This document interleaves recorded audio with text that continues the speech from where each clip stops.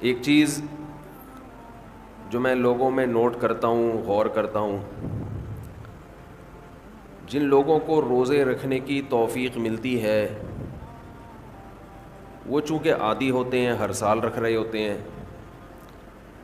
تو وہ روزوں کو روٹین کا ایک حصہ سمجھتے ہیں،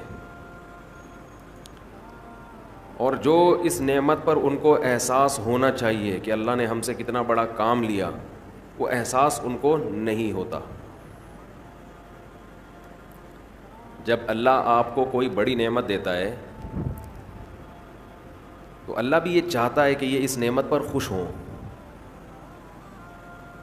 کسی نے آپ کو بہت بڑا گفٹ دیا، آپ نے ایسے لے کے سائڈ پہ رکھ دیا، دیکھا بھی نہیں اس کو،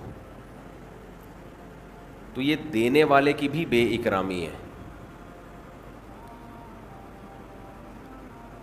تو جیسے اللہ یہ چاہتے ہیں کہ لوگ گناہوں پہ خوف زدہ ہوں، گناہ کر کے ندامت ہو، جرم کا احساس ہو، اسی طرح اللہ یہ چاہتے ہیں کہ نیکی کر کے ان میں شکر کا جذبہ پیدا ہو، خوشی محسوس ہو۔ اگر کوئی شخص گناہ کرتا ہے تو جس کا آخرت پر یقین نہیں ہے اسے گناہ کر کے کبھی بھی شرمندگی محسوس نہیں ہوگی، وہ کرتا چلا جائے گا۔ لیکن اگر آپ گناہ کرنے کے بعد شرم محسوس کرتے ہیں، ندامت ہوتی ہے، تو یہ ایمان کی علامت ہے، آخرت پر یقین کی علامت ہے، اللہ کے وجود کے یقین کی علامت ہے۔ بالکل اسی طرح اگر نیکی کر کے خوشی محسوس ہوتی ہے تو یہ بھی ایمان کی علامت ہے، خوشی کی، یہ بھی آخرت پر یقین کی علامت ہے۔ اور اس کا ایک دنیا میں فائدہ یہ ہوتا ہے کہ اس سے مزید نیکی کی توفیق ملتی ہے۔ رمضان میں شیطان ایک دھوکہ یہ دیتا ہے کہ آپ نے اگر روزے رکھے ہیں تو کون سا تیر مار لیا، ساری دنیا روزے رکھ رہی ہے۔ یہ شیطان کا بہت بڑا حملہ ہے۔ میرا معاملہ یہ ہے، الحمدللہ ہم سب روزے رکھتے آ رہے ہیں بچپن سے ہی، جب سے بلوغت کی دہلیز پہ قدم رکھا ہمارے گھر میں روزے کا معمول تھا، روزہ چھوڑنے کا تصور نہیں تھا، اب بھی نہیں ہے، پہلے بھی نہیں تھا، تو رکھتے آ رہے ہیں بچپن سے، بلکہ جب بالغ نہیں تھے اس وقت بھی رکھتے تھے، ہمارے بچے اب بھی رکھ لیتے ہیں، تو منع کرنا پڑتا ہے کہ بھائی نہیں رکھو، بچوں کو تو شوق ہوتا ہے کہ رکھنا ہے۔ تو الحمدللہ معمول ہے، لیکن اس کے باوجود میں یہ سوچتا ہوں کہ اے اللہ، میرے جیسے نالائق کو تو نے یہ توفیق دے دی کہ میں رمضان کے روزے رکھ رہا ہوں، یہ تیرا مجھ پہ بہت بڑا احسان ہے۔ انسان یہ سمجھے اپنے بارے میں کہ صرف میں ہی گویا رکھ رہا ہوں، مجھے باقیوں سے غرض نہیں ہے وہ کیا کر رہے ہیں، میرے اوپر تو بڑا احسان ہے اللہ کا۔ ہم تو نالائق ہیں بھائی، عام دنوں میں ایک روزہ رکھنے سے پہلے 10 دفعہ سوچتا ہے انسان کل رکھوں کہ نہیں رکھوں، رکھتا ہے تو ایسا سمجھتا ہے جیسے آج ہم نے بہت بڑا تیر مار لیا کوئی، اور رمضان آتا ہے ہم جیسے مجھ جیسے نالائق کو اللہ توفیق دے دیتا ہے 29 یا 30 روزے رکھنے کی، 30 کی تو 15 سال ہو گئے، کوئی رپورٹ ہے ہی نہیں، 29 ہی ہوتے ہیں پاکستان میں، 29 روزے رکھنے کی اللہ ہم جیسے نالائقوں کو توفیق دے دے، تو بھائی میں تو اپنا معاملہ اللہ سے دیکھتا ہوں کہ مجھ سے تو نے اتنی بڑی نیکی کروا لی، مجھے کیا پتا بھائی قدیر بھائی کیا کر رہے ہیں، شاکر بھائی کیا کر رہے ہیں، رفیع بھائی ہیں، یہ تو روزہ رکھ کے پتہ ہی فرق ہی نہیں پڑتا ماشاءاللہ، روزے میں بھی ایسے ایسے گھوم رہے ہوں گے یوں کر کے، آپ دیکھ لیں کبھی ان کو آ کے روزہ رکھ کے نا عصر کے وقت سب مرجھائے ہوئے ہوتے ہیں، کراچی میں جیسی گرمی ابھی شروع ہو گئی ہے تو رفیع بھائی نہیں ماشاءاللہ مرجھائے ہوئے ہوتے ہیں، ان کو پتہ نہیں کچھ اللہ نے الگ سے کوئی انرجی دی ہے، رکھتے ہیں، آپ بدگمان نہ ہو بعض دفعہ انسان اتنا فریش ہوتا ہے لوگ سمجھتے ہیں کہ اس کا ہے ہی نہیں, یہ ہمیں یقین ہے کہ رکھتے ہیں. تو میں تو یہ دیکھتا ہوں کہ میرے جیسے نالائق کو اللہ نے توفیق دی تھی, میں تو اس پہ خوش ہوں, میں تو اس پہ خوش ہوں کہ ہم جیسے تیسے ہیں, جتنے مرضی نالائق ہوں. او بھائی, ایک روزہ نہیں, 2 نہیں, 3 نہیں, 4 نہیں, 5 نہیں, 6 نہیں, 7 نہیں, 8 نہیں, اللہ نے کتنے روزے ہم سے رکھوا لی. تو ایک دل میں راحت محسوس ہوتی ہے, خوشی محسوس ہوتی ہے. ہاں تھوڑا سا یہ خوف بھی ہونا چاہیے, تھوڑا سا, کہ ایسا نہ ہو کہ ہماری کسی بدعملی سے اجر ضائع ہو جائے. یہ خوف بھی ضروری ہے, یہ خوف بھی, تاکہ اترائے نہیں انسان. لیکن اصل تو یہ ہے کہ یہ کیا ہے, نعمت ہے. ہمارے نبی صلی اللہ علیہ وسلم سے بھی ثابت ہے, ہمارے نبی اپنے آپ کو موٹیویٹ کرتے تھے روزہ رکھ کے, اپنے آپ کو موٹیویٹ کر رہے ہیں, اپنی حوصلہ افزائی کر رہے ہیں. کیسے حوصلہ افزائی؟ جب آپ صلی اللہ علیہ وسلم روزہ افطار کر لیتے, کیسے انسان کو خوشی محسوس ہوتی ہے نا. آج خوشی اس لیے نہیں ہو رہی کہ سحری میں 3 پراٹھے پھوڑے ہوئے ہوتے ہیں, پھینیاں کھجلے کھائے ہوئے ہوتے ہیں, بھوک ہی نہیں لگ رہی ہوتی. وہ تہ جو بیٹھنا شروع ہوتی ہے عصر مغرب میں جا کے, تو وہ جو ڈکاریں, اکثر لوگ مجھ سے رمضان میں یہ پوچھ رہے تھے کھٹی ڈکاریں نگلنے سے روزہ تو نہیں ٹوٹتا؟ ایسا لگتا ہے ہر آدمی کھٹی ڈکاریں ہی نگل رہا ہے سارا دن بیٹھ کے, کیونکہ ہر آدمی یہ مسئلہ پوچھ رہا ہوتا ہے کھٹی ڈکاریں نگلنے سے روزہ تو نہیں ٹوٹتا. ابے بھائی تو کیا ڈکاروں کے علاوہ اور کوئی کام نہیں ہے کیا؟ بہرحال یہ تو میں ایسے ہی کہہ رہا ہوں, لیکن جتنا مرضی 3 کیا 4 بھی کھا لو, تو بھی بہرحال انسان ایک مجاہدہ کرتا ہے. تبھی تو دنیا پرست آدمی ایک روزہ بھی نہیں رکھتا. ہٹے کٹے لوگ دیکھے ہم نے, ڈاکٹروں نے ان کو کہا ہوا بھی ہے کہ تم نہیں کھاؤ, تمہارے لیے کھانے کے علاوہ دنیا کا ہر کام تم پہ سوٹ کرتا ہے, پھر بھی روزہ نہیں رکھتے. ان سے نہیں رہا جاتا 2-4 گھنٹے بھی کچھ کھائے پیے بغیر. ان کو چائے چاہیے, ان کو گٹکا چاہیے, ان کو پان چاہیے, ان کو نسوار چاہیے, ان کو روٹی چاہیے, ان کو کچھ نہ کچھ جانوروں کی طرح جگالی کرنے کے لیے چاہیے کہ منہ گھومتا رہے ان کا. ہے روزہ خور, آپ دیکھ لو, کھا رہے ہیں, ان سے نہیں برداشت ہوتا. گھر میں سب کا روزہ ہوتا ہے, بوڑھوں نے رکھا ہوا ہوتا ہے, لوگ ہمیں آ کے بتاتے ہیں سب کا روزہ ہے, ایک نالائق بیٹا ہے ہٹا کٹا جوان, اس سے نہیں رکھا جاتا, گھر میں نحوست کا ذریعہ بنا ہوا ہے. تو ایسے ہی صورت میں اللہ اگر آپ کو توفیق دے دیتا ہے تو ٹھیک ہے, تھوڑا خوف بھی ہونا چاہیے کہ پتہ نہیں قبول ہو رہا ہے کہ نہیں ہو رہا, لیکن امید کو, شکر کو خوف پر غالب رکھنا چاہیے.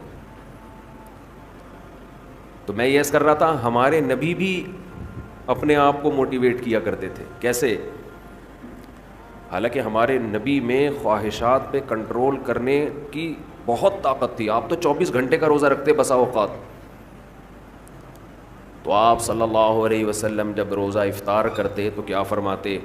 ذهب الظما, پیاس چلی گئی. ذهب الظما, پیاس چلی. تھوڑی دیر کی ٹینشن تھی, ہمارے اللہ نے وہ پریشانی ختم کر دی. وبتلت العروق, رگیں تر ہو گئیں. جو خشکی جسم میں تھی, ایک چہرے پہ انسان کے خشکی پیدا ہو جاتی ہے نا, تو آپ صلی اللہ علیہ وسلم فرماتے ابتلت العروق, رگیں تر ہو گئی. یہ دنیاوی ٹینشن جو تھوڑی دیر کی تھی یہ بھی اللہ نے ختم کر دی.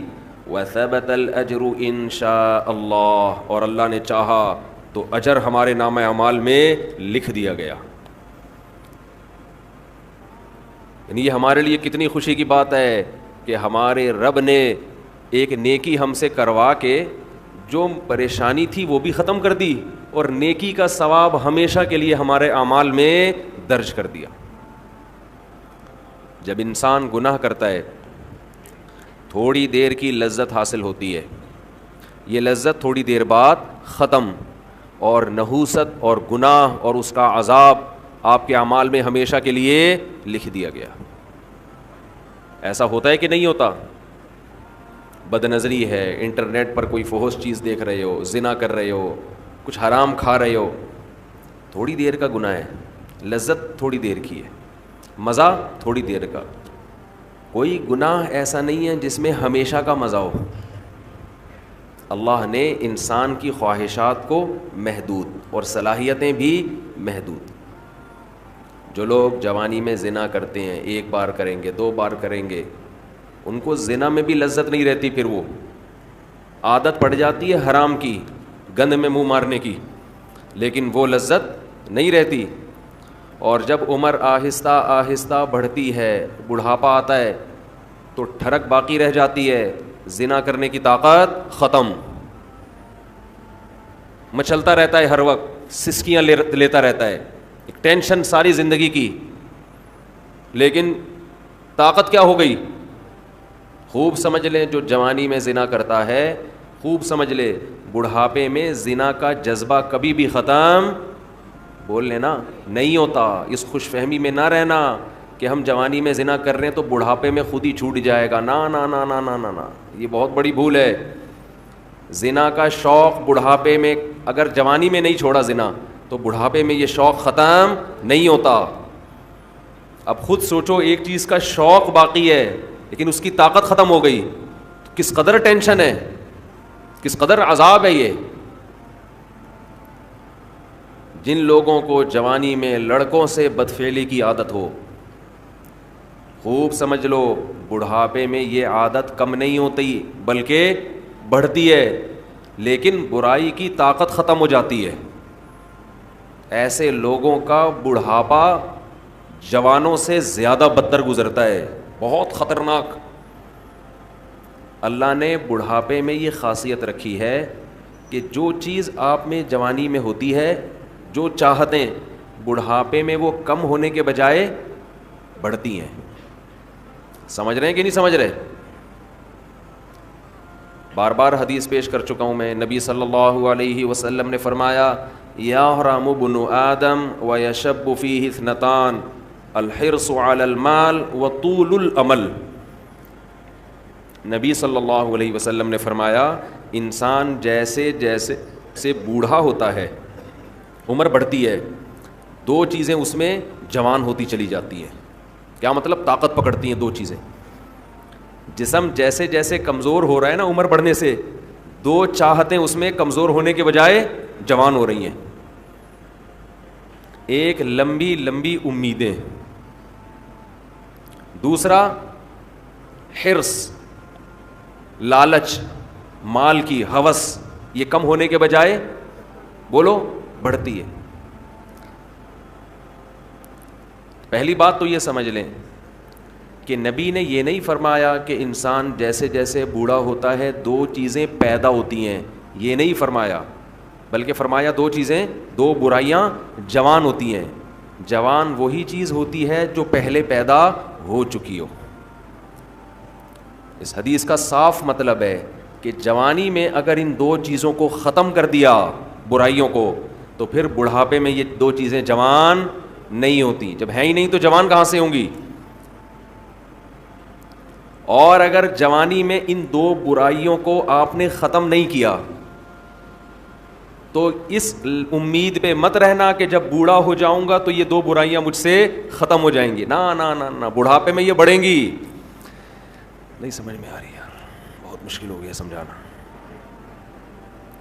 میں سمجھا پا رہا ہوں اپنی بات؟ لوگ کیا کرتے ہیں, جوانی میں پلان بنا رہے ہوتے ہیں, موت کی تیاری نہیں کرتے نا, یہ پروجیکٹ, پیسوں کی ہرس, لالچ, یہاں سے گھسیٹو, میرا بحریہ ٹاؤن میں اس کے 2 پلاٹ, میرے 3 ہونے چاہیے. یہ شوق ہوتے ہیں نا جوانی کے, اس کی 2 شادیاں, میری 3 ہونی چاہیے, اس کی 3 تو میری 4 ہونی چاہیے. یہ نہیں ہوتا شوق, یہ جتنا بھی ڈال لو یہ پیدا نہیں ہو رہا. اس میں بڑے ڈھیٹ ہیں. جو شوق ہونا چاہیے, یہ تو اس کی کثرت تو پیغمبروں کی سنت ہے نا, یہ والا نہیں پیدا ہو رہا. بس پلاٹوں پہ خرچ کر رہے ہیں, جہاں پیسہ آئے گا گاڑی خرید لیں گے. ہم کہتے ہیں نبی صلی اللہ علیہ وسلم نے فرمایا, دنیا میں سب سے قیمتی سرمایہ نیک عورت ہے, اس پہ خرچ کرنے کے لیے تیار نہیں. کہہ رہے نہیں, ایک اور گھر بنا لو, ایک اور گاڑی خرید لو, چلو آپ کی ٹینشن ہے, آپ جو مرضی کریں. تو پھر میرا بیان کا رخ چینج ہو جاتا ہے. تو دو برائیاں. جوان آدمی کیا کرتا ہے, بحریہ ٹاؤن میں 2 پلاٹ ہونے چاہیے, اس کے پاس اس کے 1 کروڑ روپے کماتا ہے تو میں 2 کروڑ روپے کماؤں. اس کو جب موت یاد دلائی جائے کہ ابے تھوڑے دنوں میں مر جائے گا, قبر جب تو پلاٹ خریدتا ہے تو قبرستان بھی تو جا کے دیکھا کرنا, قبرستان بھی تو جا کے دیکھ, تھوڑے دنوں میں وہاں جائے گا. تو شیطان اسے کیا کہتا ہے, بھائی تھوڑے دنوں میں کون آ رہا ہے, ابھی تو میں 30 سال کا ہوں, ابھی تو میں 35 سال کا ہوں, ابھی تو میں 25 سال کا ہوں, ابھی تو بڑا ٹائم ہے, ابھی تو میں ابا بنوں گا, پھر دادا بنوں گا, نانا بنوں گا, پھر بچے بڑے ہوں گے, بہت ٹائم ہے. تو وہ دنیا کی یہ ہوس جوانی میں ختم کرنے کی کوشش نہیں کرتا, اور وہ یہ سمجھتا ہے کہ جب میری ایج زیادہ ہوگی, بال سفید ہوں گے, کمر جھک جائے گی, کڈنی کا پرابلم, ہارٹ کا پرابلم شروع ہوگا, تو مجھے خود ہی اس دنیا سے رغبت ختم ہو جائے گی. ٹھیک ہے, پھر قبر کی بھی تیاری کر لیں گے, پھر یہ بزنس میں, کاروبار میں دل کو اٹکانے کی کوشش نہیں کریں گے. پھر بحریہ ٹاؤن گیا تیل لینے, پھر جا کے قبرستان دیکھ لیا کریں گے. تو حدیث کا مطلب یہ ہے کہ یہ آپ کی خوش فہمی ہے, ایسا ہونے والا نہیں ہے, یہ دماغ سے نکال دو. جیسے جیسے عمر بڑھے گی نا, یہ لالچ اور طول الامل, لمبی امیدیں, لمبی امیدیں کا کیا مطلب, میں بھی نہیں مروں گا, یہ امیدیں کم نہیں ہوں گی بلکہ بڑھیں گی. اور پیسوں کی جو محبت ابھی آپ کے دل میں ہے یہ کم نہیں ہوگی, یہ محبت اور زیادہ بڑھے گی. میں کمال ہے نبوت کے علوم پر, ہم نے اپنی زندگی میں جو بوڑھے ہیں نا, جنہوں نے جوانی میں لالچ ختم نہیں کی, بالکل 100% اس حدیث کے مطابق ان کو پایا ہے, بالکل 100%. میں نے اپنی زندگی میں, ہم نے دونوں طرح کے بوڑھے دیکھے ہیں, سخی بھی اور کنجوس بھی. اچھا پہلے تو میں حدیث کی تشریح ذرا مکمل کر دوں, پھر مثالوں سے بات سمجھاؤں گا. حدیث میں جب بھی یہ آتا ہے نا کہ یہ 2 چیزیں ایسی ہیں یا 3 چیزیں, تو یاد رکھو حدیث میں وہ عدد مقصود نہیں ہوتا. یہاں سے بہت سے لوگ دھوکہ کھاتے ہیں. میری ایک اہل حدیث عالم سے بحث ہوئی, وہ ایصال ثواب کے منکر نا, کہ میت کے لیے آپ کوئی نیکی کر کے اس کو ثواب نہیں پہنچا سکتے. میں نے کہا دلیل کیا ہے, کہنے لگے حدیث میں آتا ہے 3 چیزوں کا ثواب ملتا ہے, صدقہ جاریہ, جو اولاد آپ کے لیے دعا کرے, اور علم ينتفع به, وہ علم جو آپ چھوڑ کے جائیں. 3 ہیں, چوتھی کوئی نہیں ہے. بھائی حدیث میں جب بھی یہ آتا ہے نا یہ 3 کا عدد, یہ 4 کا عدد, تو اس پر امت کا اجماع ہے کہ اس سے وہ عدد میں محصور نہیں ہوتا. اس کا مطلب ہے کہ یہ 3 تو ہیں, جو بھی اس معنی کی ہوں گی وہ سب اسی میں داخل ہیں. جیسے حدیث میں آتا ہے, ایک صحابی نے عرض کیا, یا رسول اللہ میں اپنی والدہ کے لیے صدقہ کرنا چاہتا ہوں, کیا ثواب ملے گا؟ آپ نے فرمایا ہاں. اب یہ نہیں کہ صرف صدقے میں ہی انحصار ہے, صدقہ تو ایک نیکی ہے. اس حدیث سے صاف پتہ چلتا ہے کہ نیکی جیسے اپنے لیے کی جاتی ہے, اپنے کسی مرحوم کے لیے بھی کی جاتی ہے, کی جا سکتی ہے. آپ صدقے کے لفظ کو پکڑ کے بیٹھ گئے کہ صدقہ ہے تو باقی نہیں ہے, تو صدقے میں کون سی ایسی خاص بات ہے؟ اصل میں تو حدیث میں اصول اور ضابطہ بیان کر دیا جزیات کے ضمن میں. قرآن و سنت کی عادت ہے کہ جزیہ بیان کر کے لا بیان کیا جاتا ہے. جیسے قرآن کہہ رہے ماں باپ کو اف نہ کرو, تو یہ ایک جزیہ ہے, لیکن اس کے ضمن میں ایک لا بیان کر دیا کہ تکلیف نہ پہنچاؤ, کیونکہ اف کہنا بھی کیا ہے؟ تکلیف ہے. تو بیسک تکلیف پہنچانا ہے, اف کا لفظ یہ اصل مقصد نہیں ہے. اسی وجہ سے ہماری نظر میں جو راجح قول ہے دلیل کے لحاظ سے وہ یہی ہے کہ ایصال ثواب صدقہ کر کے بھی کیا جا سکتا ہے اور کسی بھی نیکی کے ذریعے کیا جا سکتا ہے. یہاں پر پھر ایک اعتراض ہوتا ہے, یہ اعتراض کا جواب دے کے پھر آتا ہوں اصل, کیونکہ پھر لوگ شارٹ کلپ بنا کے آدھی چیز چلاتے ہیں. اعتراض یہ ہوتا ہے کہ صحابہ کرام سے ثابت کیوں نہیں ہے کہ کسی نے قرآن پڑھ کے ثواب پہنچایا ہو. سمجھتے ہیں؟ نہیں آ رہی سمجھ میں. ہمارے اہل حدیث حضرات اکثر یہ سوال کرتے ہیں کہ پھر صحابہ نے ایصال ثواب کیوں نہیں کیا. اس کا جواب یہ ہے کہ ایصال ثواب نام ہے اس نیت کے ساتھ نیکی کرنا کہ یہ ثواب کس کو پہنچے؟ مرحوم کو پہنچے. یہ نیت ہے امر باطن. ہمارے سامنے صحابی کی نیکی تو آئے گی, ان کا دل کا ارادہ ہمارے سامنے نہیں آئے گا. جیسے ایک صحیح حدیث تو آ گئی ہمارے سامنے کہ صحابی نے نبی سے پوچھا کہ میں صدقہ کر رہا ہوں, نیت کیا ہے؟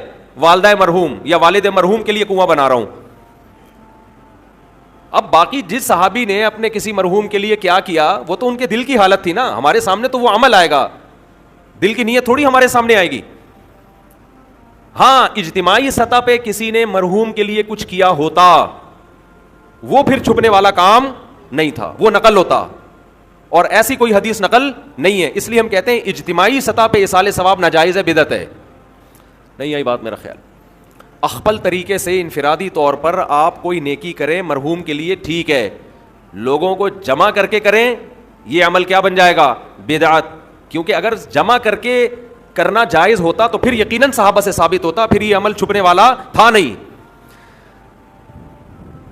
سمجھ میں آ رہی ہے بات کہ آپ اگر چپ کے, یعنی قرآن خوانی میت کے ایصال ثواب کے لیے ہم اس عمل کو بدعت سمجھتے ہیں کیونکہ یہ ثابت نہیں ہے. حضرت ابو بکر کا انتقال ہوا تو حضرت عمر نے کوئی پبلک کو بلایا کہ آ جاؤ ہمارے یہاں قرآن خوانی ہو رہی ہے, تمبو لگا ہوئے بھی آ جاؤ.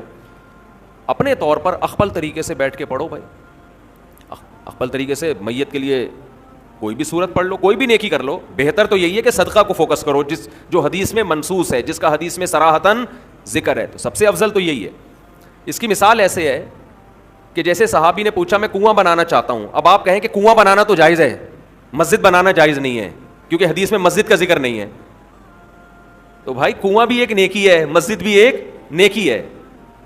تو جیسے کنواں بنانا جائز ہے تو سڑکیں بنانا بھی جائز ہے, مسجد بنانا بھی جائز ہے, سرائق بنانا بھی جائز ہے, سبیل بنانا بھی جائز ہے. تو ایسے صدقے کے علاوہ بھی نیکی کیا ہے, جائز ہے. تو خیر یہ تو درمیان میں ایک مسئلہ آ گیا جو اصل موضوع میں لے کے چل رہا تھا, اب ہم اس کی طرف آتے ہیں. تو میں یہ عرض کر رہا تھا یہ جو حدیث میں آتا ہے نا کہ